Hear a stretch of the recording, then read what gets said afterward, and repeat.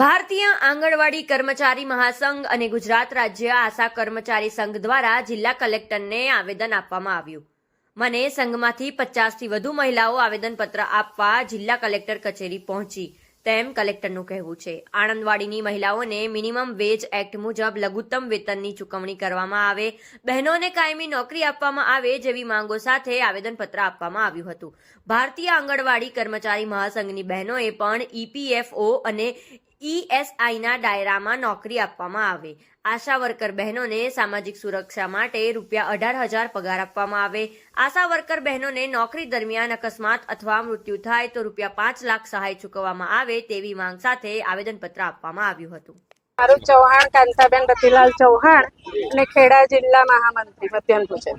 અમારી રજૂઆત એટલી છે કે અમે એક તો માનદ વેતનમાં આવીએ છીએ, અમને પગાર ધોરણમાં લે, બીજી એક જે 551 કરોડ રૂપિયા જે ફાળવ્યા છે જે કેન્દ્રીય રસોડા માટે એ નાબૂદ કરી અને અમને અમારો હક પાછો આપે. અને બીજું એ કે અમે જે માનદ વેતન જે અમારા માટે જે અમે બહેનો લડી રહ્યા છે એ અમારો હક અમને મળવો જ જોઈએ. અને એ રસોડા જે કેન્દ્રીય રસોડા માટે જ અમે લડીએ છીએ કે અમે આટલા વર્ષથી અમે કરીએ છીએ તો અમારી મહેનત અમને મળે. બસ. હંસાબેન સતીશભાઈ ખંડવી. અમારી માંગમાં છે કે અમને ચોથા કર્મચારી તરીકે જાહેર કરે.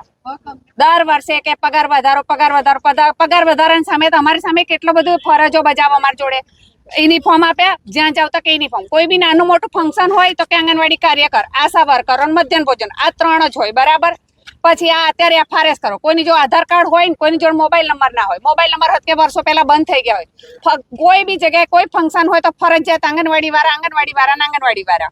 તો પછી અમારા આટલા નજીવા પગારમાં અમને શું પોસાય? આટલી બધી મોંઘવારી અમને ચોથા કર્મચારી તરીકે જાહેર કરો.